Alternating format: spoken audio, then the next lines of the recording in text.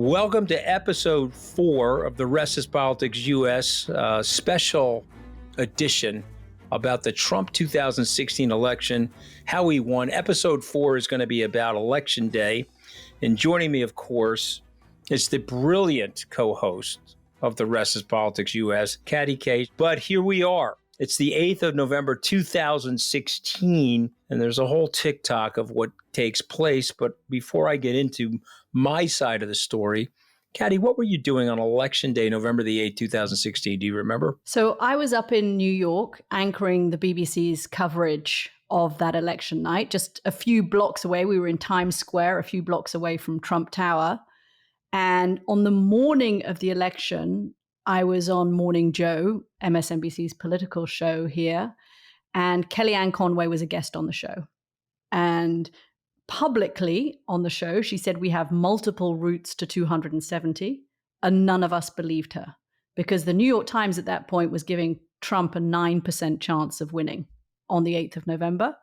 And then when the cameras turned off, she had a kind of different message. She didn't think that the Trump campaign was going to win. She didn't sound like she was particularly enamored with her candidate. And we came away from that show thinking, like everybody else did, even on Election Day, that Hillary Clinton was going to be the next president of the United States. What was extraordinary for me in the 24 hours leading up to the Election Day and the actual Election Day is the movement of the candidate, our candidate, Donald Trump. He goes from Florida to North Carolina to Pennsylvania to New Hampshire. He's traveling through 3 time zones. He does literally 10 stops and I guess about 55 hours if you counted them all up. But there's a very famous moment that all of us still talk about 8 years later.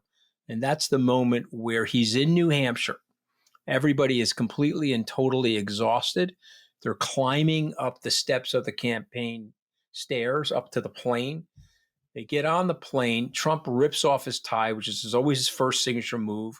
He loosens his collar and he looks at everybody and he says, okay, I would like to do one more stop. I know it's going to be close in Michigan. Can we make it to Michigan? What time are we going to get to Michigan? The campaign ops person, somebody I'm very, very close to, told me that the pilot said it would be just over 2 hours to Michigan, which meant it would be late in the evening, 12:30, 1 o'clock in the morning. By the time they got there, he looks at George. He says, well, can we get the bunting? Can we get the flags? Let's do an event right there in the FBO. Well, we haven't told anybody that we're coming. That's okay. Let's make some phone calls from the plane. You give me a list of people to call. You call a group of people, and we'll marshal a group of people. They get up in the air. They're starting to make the calls. Trump sends out one of his fat-fingered tweets. He's heading for Michigan. And I wasn't on the plane because I was assigned to media that day, and I was doing nonstop media, various television stations. But George told me that Trump said, watch the TV, watch the TV. He used to hate watch CNN for some reason. He loved Fox News at that time. He probably hates them more now, but he was watching CNN. Watch what's about to happen. And it was Anderson Cooper groaning with astonishment that the Trump campaign was still continuing and he was heading to Michigan after midnight leading into Election Day. And of course, he went to Michigan, flew back to LaGuardia Airport, drove back into the city to his personal residence at Trump Tower. And then the following morning, he got up with Melania Trump and he went to vote at the precinct where he was registered. And then I can take you through my TikTok, but I'd like to hear, before I do that, just some of your thoughts on what expectations were, because we thought we were losing, and it sounds like the BBC thought we were also losing. So what was interesting, I thought about that late night rally, and you have to understand, normally these rallies take weeks to organize. So the fact that you guys did it between New Hampshire and Michigan in the space of 2 hours was remarkable in and of itself, with a candidate who must have been exhausted. And he realizes it's a kind of, he needs to take one more shot at that Democratic blue wall. But he tells the crowd, we're hours away from a once-in-a-lifetime change. Today is our Independence Day, the day the American working class is going to strike back finally. But he also says at that rally, if we don't win, this will be the single greatest waste of time, energy, and money in my life. And I thought the contrast of those two statements, we're going to win, it's going to be great, but actually, you know what, maybe we won't. And the kind of idea that it would be a great waste of money for him, that it was about him, that he would have wasted his money, time, and energy. It wasn't really about the American people. And there was something so revealing for me in that. And it made me wonder, did he believe he was going to win? Did he go into that night thinking that, you know, you looked at all the polls, you looked at Hillary being so confident that she hadn't even gone, as you've said before, to Wisconsin and not campaigning very much. Did he think there was any chance he was going to be the next president? I'm not going to say he didn't think there was any chance. He thought he was losing. And so I have anecdotal evidence that I'll provide in a second, but I just want to go to these moments. I heard probably 10 times from the day I joined the campaign until election day, if I lose, what a blankety blank waste of money and time. Can you believe this? Can you believe how hard this is? If I lose, what a blankety blank waste of money and my time. And so he wanted to win. People say to me he did it for publicity. No way. This guy wanted to win. And that's an example of it, Katty. He was leaving it on the field, running through the tape, going from New Hampshire to Michigan the night before the polling opened. And so by 6 p.m., nobody in that campaign thought he was winning. And I mean, nobody. And we had a live Facebook, because it was like a sort of a newish thing back then. You would turn a button on and you could live stream on Facebook. And so Trump wanted us to do 12 hours of live streaming on Facebook. And so I was in the studio and we had a couple of hosts and we kept rotating through hosts, and we had Boris Epstein, myself, others coming down to the studio while we were live streaming, and they were peppering ads for donations. Send the link. We have, we're still running the campaign. Send us your $5, right? Again, Trump thinking, send me the $5, you're going to vote. And I went upstairs at 6 o'clock and saw him in his office. And he was very casual. He was very relaxed. And he just looked at me and said, so what are you going to be doing tomorrow? And I said, what do you mean, what am I going to be doing tomorrow? He said, well, what are you going to be doing tomorrow? I said, I don't know. I said, are we winning the election? And then he went like this with his hand. He waved his hand as he usually does. He says, look, I know what I'm going to be doing. I'm moving my plane from JFK over to LaGuardia, and I'm going to fly to Scotland to my brand new golf course. Let her have her day in the sun. I don't need to be here for the media spectacle that's going to descend on her and the criticisms of me. I'm just going to go play golf and relax. Okay. I said, I'm going back to work. I said, I got a lot of work to do, and I walked out of there. Now, I was assigned that night to go to the New York Times. And this is an important part of the story for me because I will never forget it for the rest of my life. So I own a restaurant at the Hunt and Fish Club. It's located on 44th Street. It's one block from the Times Square Times Center building. You may have been in that building. It's the global headquarters for the New York Times. And downstairs, they have this beautiful 300-seat amphitheater. And the New York Times was hosting an event on election night. Nick Confessori, the front page editor, I was the delegate from the Trump campaign to represent the Trump campaign at the New York Times, which was all in the tank for Hillary. They had endorsed her in the editorial page, but we wanted to send somebody, and so they decided to send me.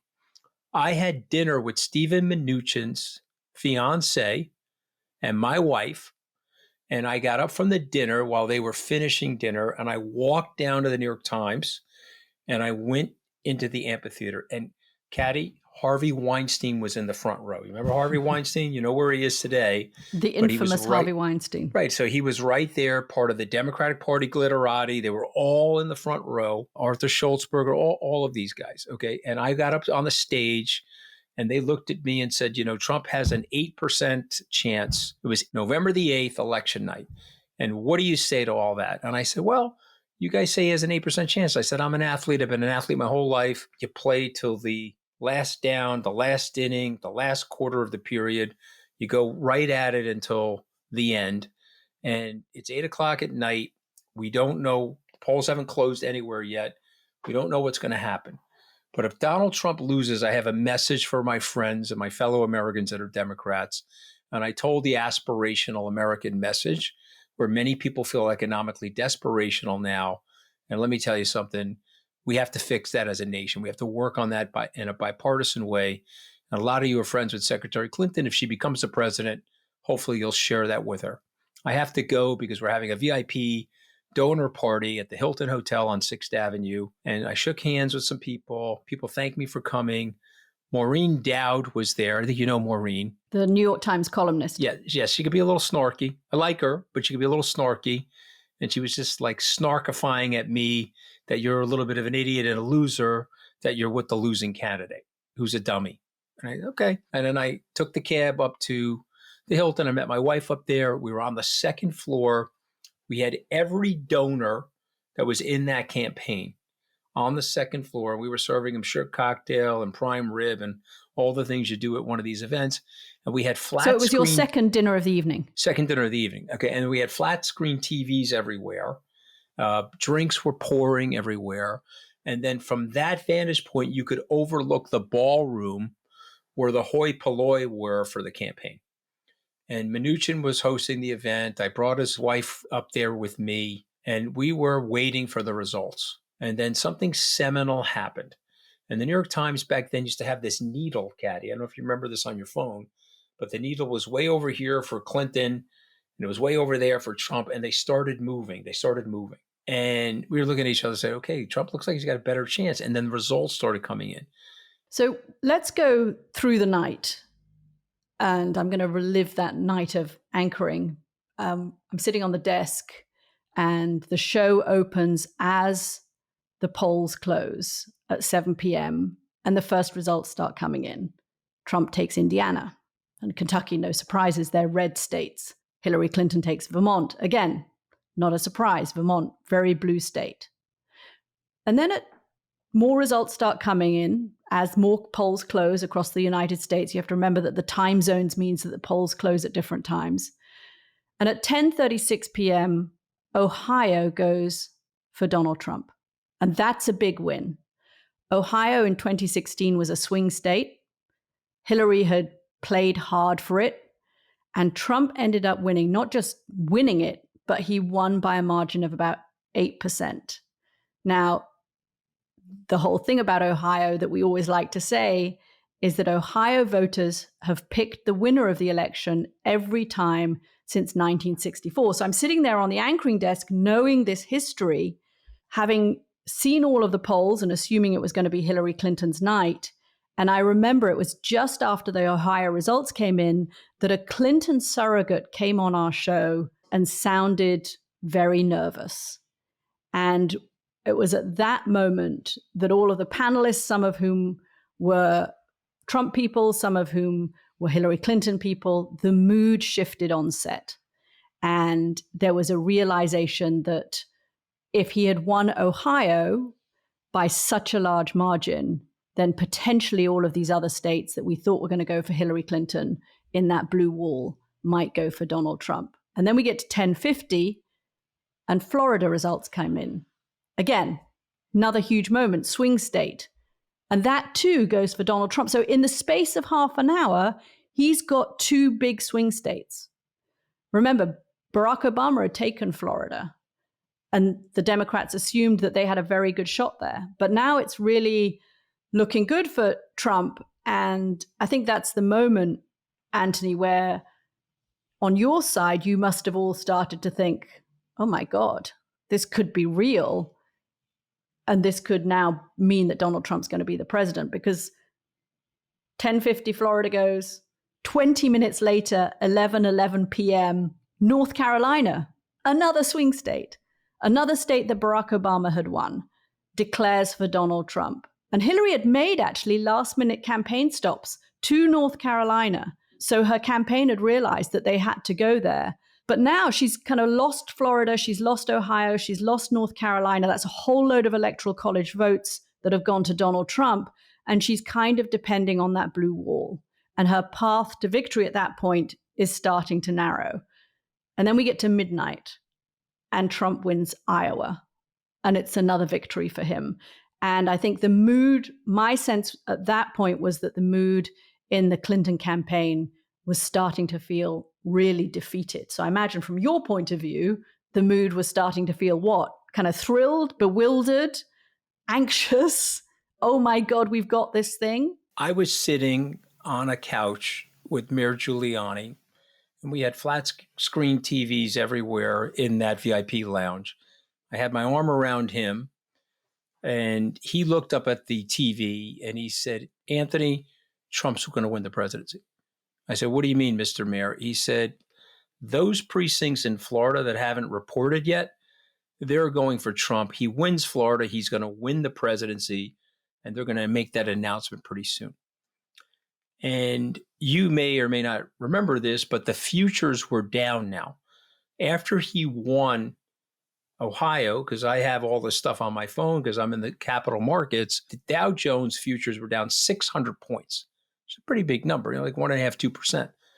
And so people were anticipating a Trump victory, and that was going to be very bad for the markets. I took my cell phone out and I called Mr. Trump, who was upstairs now in the suite. He had moved from like the pizza boxed 14th floor of Trump Tower. He had moved from there by motorcade to a suite at the Hilton, where he was upstairs at the Hilton while we were on the second floor.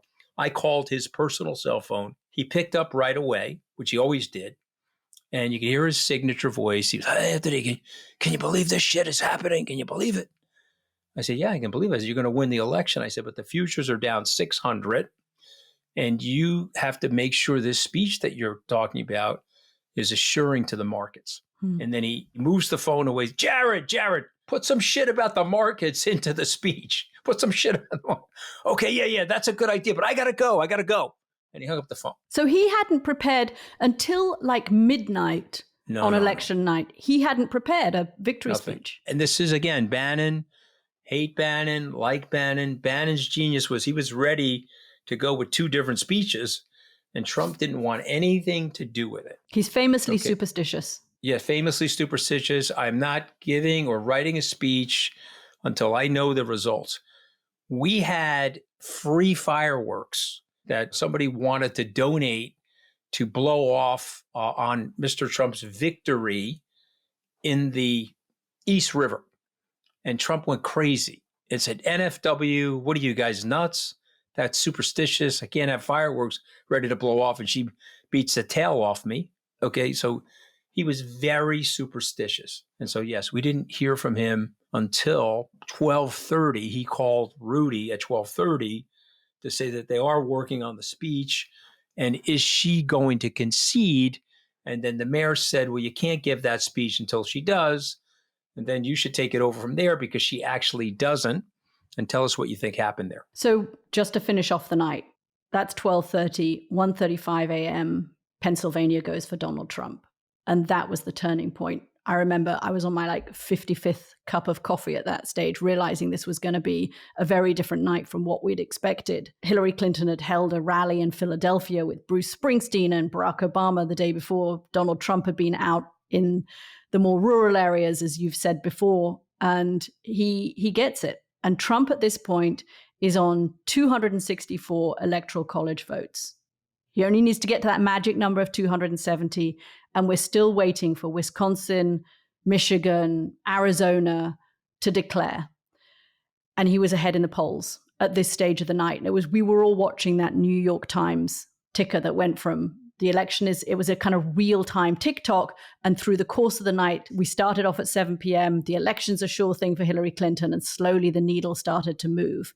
And it was after he won Pennsylvania that the needle just slammed into Trump territory. And it was clear that everybody thought at that stage that we had got this massively wrong, that we had not understood this election, that we had not understood Donald Trump's appeal, and that he was going to win this. And at 2:29 a.m., Trump wins Wisconsin.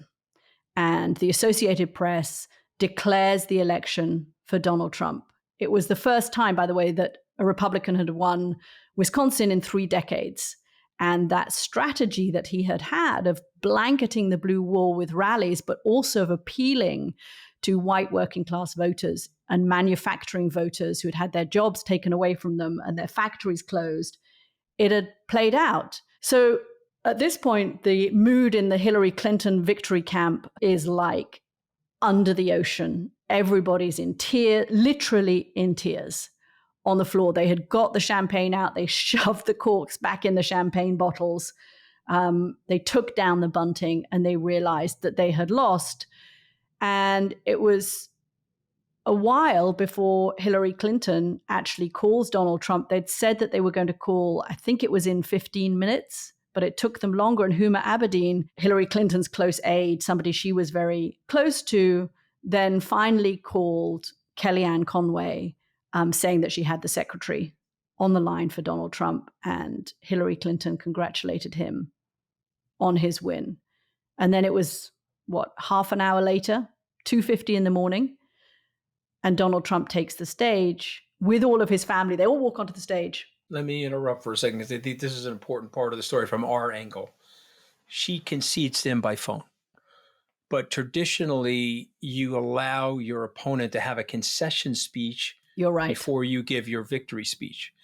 And so we're now waiting for her. She's conceded, so we're expecting her to go before her people to give her concession speech. And I don't know why, and you're a way better journalist than me. I only play one on television. I don't know why she didn't do it, but John Podesta shows up and he says, we're not going to give a speech tonight. The secretary has called Mr. Trump, the president-elect, and conceded we'll be giving a speech tomorrow, Wednesday, the 9th. It was very uncharacteristic and very non-traditional. Why, Katty K? Why was that? The plan that she had laid out between Kellyanne Conway and Huma Abedin before this had always been that there would be a phone call, right? This is what she is going to do. This is what we expect you to do. And my understanding of it was that Donald Trump had never confirmed that he would make that phone call if he lost, that there wouldn't be that traditional phone call. I can't overstate the mood. And I remember talking to our reporters who were in what was meant to be the Clinton victory party. They were stunned. And they were so shocked by what had happened because they didn't expect it to happen. So I think it was just an emotional reaction that she could not, in that moment, get up and get herself together enough emotionally to give that traditional concession speech. She needed time to digest what had happened. Because remember, it wasn't just that she had lost an election that she thought she was going to win. She had lost to Donald Trump. And Donald Trump, at that point, right through the campaign, had these extraordinary unfavorable ratings. I said in one of the previous episodes, even people who supported Donald Trump didn't like him very much. There were plenty of his supporters who described him as a bigot and a racist. And the campaign had been so infused with that kind of language that it wasn't like she had lost to George W. Bush. It wasn't like she had lost to Bob Dole, other Republican stalwarts, or to Mitt Romney. They thought that Donald Trump represented an existential crisis for the United States. And I think that was why she couldn't get up there that night and give the traditional concession speech. We were now waiting for him. And I was downstairs in the main ballroom with everybody, and he walked in. And I will tell you that you could watch the tape. He looked like a block of granite had landed on his head from 20 feet. Okay. And so you could feel the lump like growing. He looked punched in the head. Melania Trump also looked punched in the head, if I'm just being honest. And I never talk about her one way or the other because I like her and she's a civilian. But they did not look like people who were going to be the president and the first lady and were ready to rock and roll. They had the expectation that they were losing. But Anthony, that's where the narrative came from, that he didn't want it. Because we all watched him on that election night, like you say, and all of the speculation was that Melania didn't want to be first lady. She didn't want to go to Washington. She wanted to stay in New York. She was a very private person and she wanted to carry on living her private life. And the two of them walk onto the stage looking like they've just seen a ghost.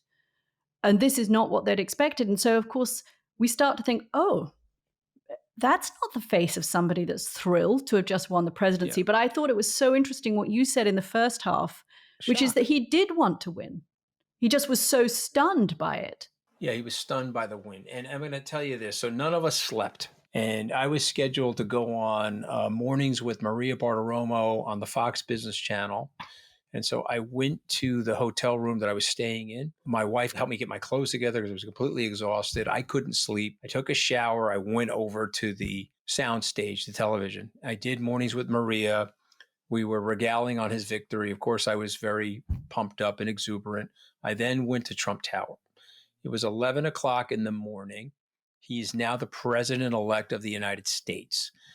And he was giddy and scared shit at the same time. He was excited that he won, but it's like, what the hell did I just do to myself? And there was some trepidation. Now, I can't mention the cabinet member's name because he'd be pissed at me. But there was a cabinet member who I'm very close to. He wasn't a cabinet member yet because he wasn't named to the cabinet. He was a cabinet member standing there with me with Trump. We walked out of his office. He looked back at me. He said, "This son of a bitch is scared shit." He's like, "Mooch, he might actually listen to us. But there could be an opportunity here to like build a good government for him because he was actually listening to what you were saying." And I know you're going to not believe this, but you can verify it from other sources. I am going to stop tweeting. I'm going to be a better president than Abraham Lincoln. I'm not going to tweet at all. I mean, it literally was saying shit like this, 12 hours after his victory. I mean, his head cleared up and he returned to his normal idiocy. Yeah. But I'm just saying, that's the shit that he was saying to us, okay? And then when he got me alone, he said to me, "Okay, you're going to come work in the government." I said, "No, I'm not going to work in the government. I'm hosting the show. I got a nice asset management company. Plus, my wife would kill me. I'm not going to come work in the government." No. I'm the president-elect now, and you're going to do exactly what I want. Don't you want to serve your country? Oh, and by the way, these shitty little agencies are 25 times the size of the Trump organization and 2 million times the size of Skybridge. You're going to come work for me. I said, "I really don't want to come work here." And honestly, at that moment, I really did not want to go work for him. I was on a couch with the Fox News Channel morning show, Fox and Friends, when it came over the ticker that I was named to the presidential transition team. He didn't even tell me. And so the anchor, Brian, looks at me. Brian killed me. He says, "So congratulations on being named to the 16-person executive transition team." And I looked at him like, "What are you talking about?" And then I had to like fub that, "Oh, yes, I'm so thrilled, blah, blah." And then I called Trump on his cell phone. And I said, "What the F are you doing?" He says, "Oh, I'm the president-elect. You're going to do exactly what I say. And I need you to join the transition team. You'll help me pick the people. You're a smart guy. You're a smart guy. You'll help me interview the people, blah, blah, blah." And I'm going to tell you something, okay? This is where my ego is involved. And this is very embarrassing, doesn't reflect well. I was thrilled. I was a blue-collar kid from Long Island, went to a couple of fancy schools, built a business, lived a portion of the American dream, and I was going to get a chance to serve my country for the American president. Now, my wife wasn't thrilled because she probably hates Trump almost as much as Melania hates him, which is like way the fuck up here. So she wasn't thrilled, and I should have listened to her, and I didn't. I let my pride and my ego get in the way, and we can talk more about that in another episode of something. But that's where we all were in this moment of tenuousness and uncertainty, and he was tenuous and uncertain. So we have Donald Trump now as the president-elect heading to the White House, and we are going to dig into why we both think he won that election so improbably. And it's just worth pointing out that he carried 30 states and he won the Electoral College vote by 304 Electoral College votes to 227. It was a pretty big margin. But Hillary Clinton won the national popular vote with a nearly 3 million vote margin. I set this half up because I don't want people to think that Donald Trump, although he had an Electoral College blowout in a way, he didn't necessarily win the popular vote in this country. And I think that gets to how close this was. And sometimes, Anthony, I don't know what you think about this, I think he was just lucky. I think on that 2016 election, he got a lucky break. He was up against a candidate who didn't manage her campaign well, who had the email scandal around her, who said that thing about deplorables. But the margins were so close in those blue wall states. It was about 1%. It could have gone the other way. and we would have been telling a very different story. I don't think the fact that he won means that it was inevitable, in other words, that he was going to win. But if you look at the reasons he won, one of them I think that's important that we haven't mentioned during the course of this series is actually something that's coming up in the United States. And that's that according to census statisticians, in about 2044, America becomes a minority white country.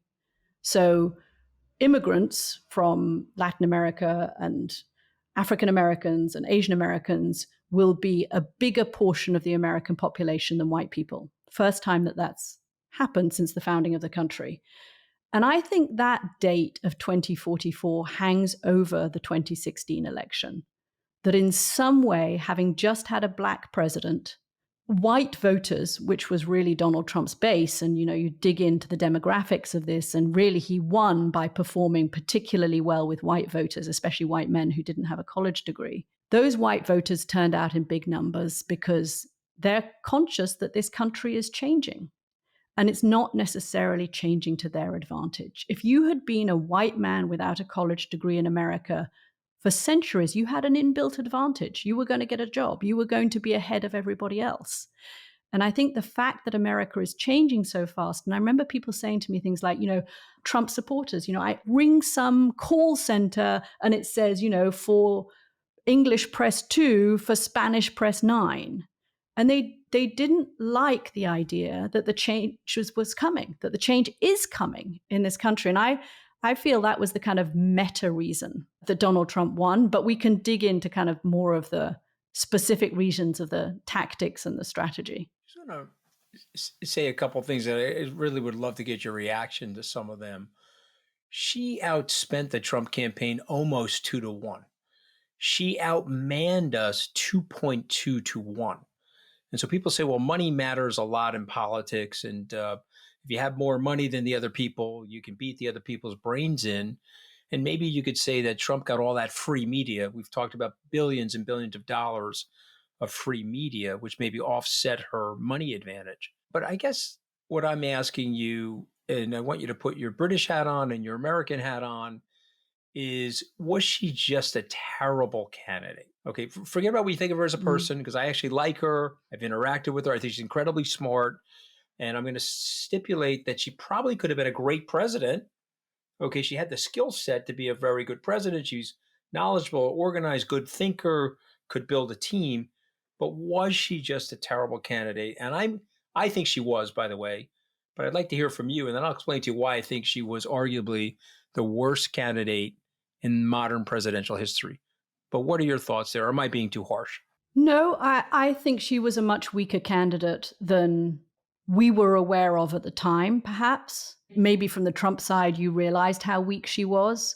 But there were certain things along the way beyond her comment about deplorables that she just failed to do. She didn't run her campaign well. And that may have been arrogance, that they assumed that they were going to win. One caveat to that, and again, it gets back to this luck thing, that there was a third-party candidate from the Green Party, Jill Stein, and she took enough votes away, if you look at the data analysis of this, in those blue wall states, that if Jill Stein had not been in the race, Hillary Clinton would have won those states and we would be having a different conversation, potentially.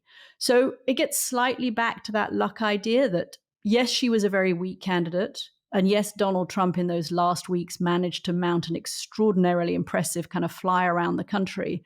But there were these factors. The margin was so small that, take out Jill Stein, for example, Hillary Clinton would have been president now. Of course, Jill Stein was in the race, so you can't talk about that. But because it's a fact, she was there, and Hillary Clinton should have built up enough of a margin in those states to withstand a third-party candidate who didn't actually get very many votes. Steve Bannon was on the phone in August and September asking the wealthiest conservative donors in the country to donate to Jill Stein. Yeah. Okay, you know that, and I know that. The same group donating to RFK Jr. in the 2024 election because it was a divide and conquer strategy. See, the Republicans, Katty K, are the lowest populated registrants. 29% of the registrants are Republican on the way down. 33-ish% are Democrats, and the bulk, 40+% of the registered voters in the United States are now independent. And so the Republicans know they have to divide and conquer.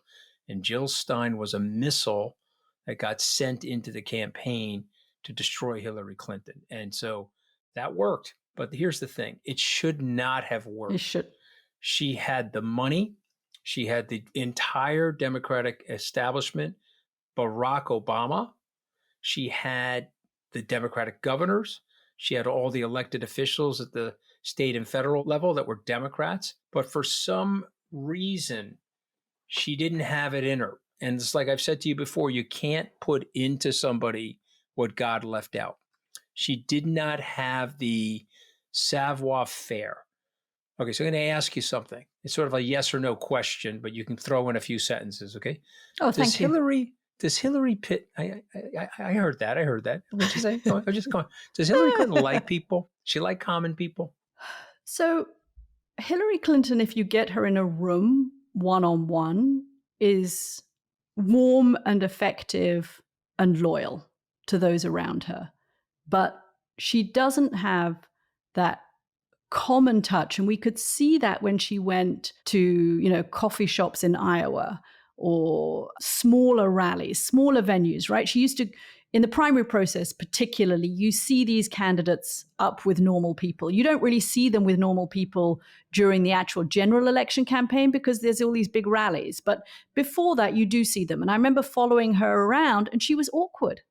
She would go into those coffee shops and her laugh sounded a little inauthentic. And some of that, I don't know whether it's because she was a woman and so she didn't present in the way people expected presidents to present because they'd never had a female president. And I think there was sexism during the course of the campaign that hurt her. But no, she doesn't have a particularly common touch in crowds.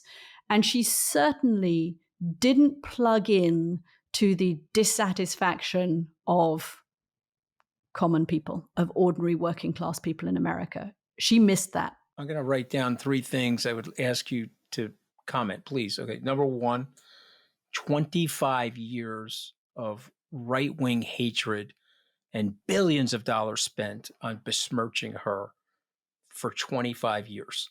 That's 1991 to 2016. Number 2, doesn't have the common touch. We know that. And anybody, if you ask us, the man or woman on the street, does Bill Clinton have the common touch? Yes. Does Hillary Clinton have the common touch? No. And the third thing, she did not deploy Bill Clinton anywhere in the country. Now, it could have been because she was mad at him because of the Clinton accusers. It could have been because she thought that he was hurting her cause for feminism by some of the things that he was accused of over the course of his career, things that Donald Trump was showcasing. But I always thought, I said this when I was a young man, when I was 36 years old, I said, Al Gore disliked Bill Clinton. He didn't use him in 2000. He lost the election. 16 years later, Bill Clinton's wife doesn't use him. She loses the election. So do you agree with any of those 3 points or disagree with all of them? I agree with all of them. And I'll give a little context to the last one, which is that my understanding from the campaign in part, and remember, this was pre-Me Too, so there wasn't as much focus on his role. I mean, he was still a very popular Democratic figure. He hadn't kind of been tarnished by the Me Too movement, which slightly reworked his presidency and our understanding of his presidency and the kind of person he was towards women. But my understanding from the campaign was that they were worried that she would be overshadowed by him. And so they couldn't let this consummate campaigner and the guy with the common touch become the focus of the story. It had to be about her. And I think it was more that than that she was still mad at him because of the whole 1997 Monica Lewinsky affair. They were worried that he was going to show her up. He was going to reveal what you also said was that she didn't have the common touch, and he did. But I don't know. And it's interesting that we've talked so much about Hillary Clinton, because I think we should also talk about what Donald Trump did and how he ran the election. And one of those ways that he did that was by getting this incredible loyalty. And I think that was the rallies and gemming up this enthusiasm, and by getting his supporters to feel that he was their champion. I've said before that this election campaign in 2024, there is a kind of messianic language around Donald Trump as a kind of savior for America. There wasn't that same messianic language, quasi-religious language around him, but the people who supported him and turned up to those rallies felt that he was going to fight for him. And that moment where he famously said in the 2016 election, I could shoot somebody on Fifth Avenue and I wouldn't lose any voters, he was right. I mean, in that kind of weird, twisted way, he was right. He could do anything. The Access Hollywood tape, all of these things that we thought were going to sink him didn't sink him, because he had managed through the course of his campaign to gather the kind of devotion of his followers. And I think the other thing that he did that was so clever that we also didn't kind of realize, us in the media, and maybe that was on the press to some extent, was the degree to which we were giving him free airtime. And that was your money point, that her massive campaign chest that dwarfed his was mitigated by the fact that I remember being, on Morning Joe many mornings, and Donald Trump would just call in. He would call in and he would get free airtime. One time he called in and I was interviewing him and he said, "Oh, Katty, you've been pretty negative about our campaign, but don't feel too bad about it." In that kind of, funny sort of way. He had that kind of disarming way of speaking to people. But he called in to all of these shows and they would take him from anywhere, and that got him a lot of free publicity. And I don't know if that was a campaign strategy or if it was deliberate or if it was just his desire for attention. But boy, that was a successful strategy. It was a campaign where this man had a low ceiling, never punched through the majority of the voters, lost the popular vote, but he was running against a candidate that was very beatable. Had he run against Joe Biden in 2016, I'm going to say this declaratively, people can disagree, Joe Biden would have beat him. And the same way Joe Biden beat him, he was a sitting president, Katty. I agree. He had all of the power of the incumbency, and Joe Biden beat him, and Joe Biden would have beaten him. So Barack Obama sits here today in a little bit of denialism, which is fine because we all are in denialism. Someday you'll tell me I'm not 6'4", and I'll look at you aghast and I'll say, that's not true. Of course I'm 6'4". I will never be the messenger who tells you that, Anthony. My Italian mother has been telling me I'm 6'4" since 1964. So yes, I am 6'4". But my point is, you want to soar up Barack Obama, tell him, hey, you caused Donald Trump. You were mouthing off to him. Judd Apatow wrote all of those. The comedic writer from Hollywood wrote all those jokes in 2011. You were mouthing off to the guy. You then told Joe Biden to take a powder when you knew Trump was in the race threatening, and you created Trump. And in the immortal words of Van Jones, and we both know Van, he's a friend of both of ours. He's a color commentator and a political analyst at CNN, former Obama administration official. On the eve of the election, when it was clear that Trump had won the election, Van Jones, who is African-American, he's a black man in the United States, said, this is a white lash. Mm-hmm. This is a white lash. This is a group of white people who, when they hear the word White House, they think, a white person's supposed to live in the White House. But a black person and his family lived in that White House. And now we're going to go uber white. We're going with the open spam can, and we're going to have him be the president. And Barack Obama, by the way, hates that narrative, but I think it's absolutely true and undeniable. He hates it. He hates it. In fact, he'd be bristling right now. And hey, sorry, but that's the facts. I've got to own my stuff and the mistakes I've made working for Trump. You got to own your mistakes getting Trump into office. But in any event, my last point on this topic is that your country, your former, I'm assuming you're still a UK citizen, and the United States were at a cultural inflection point in 2016. And that cultural inflection point was, there's something wrong in the establishment. There's something wrong with the sclerosis and the indifference of our political leaders. They're not tuned into the man and woman on the street and what their fears are and what their aspirations are, a result of which we want to Brexit from the EU. That's too bureaucratic and too controlling. And we want to bring an orange wrecking ball into Washington to shake up the system. And both countries have felt this. Now, I bet it'll be interesting to see. I think both countries have remorse about this, by the way. And we'll be interesting to see if Trump is able to return to the White House in 2024. If he does, Katty K, it's the greatest political comeback in American history. Again, like him or dislike him, you've got a convicted felon now. If he takes the oath on January 20th, 2025, greatest comeback in U.S. political history. And I think in the context of 2024, and we should close this series on that and what that election tells us about this election. In one way, Donald Trump rewrote the electoral map. He put states that the Democrats had held for decades into play for Republicans. And that's why those states, Michigan, Pennsylvania, Wisconsin, are key states in this 2024 election campaign, because Donald Trump found all of these voters who had voted Democrat for decades, and he turned them into Republican voters. So he has reshaped the political map. And the other way I think that he has changed American politics fundamentally is that capturing of the Republican Party. He has changed the nature of the Republican Party into the Donald Trump Party.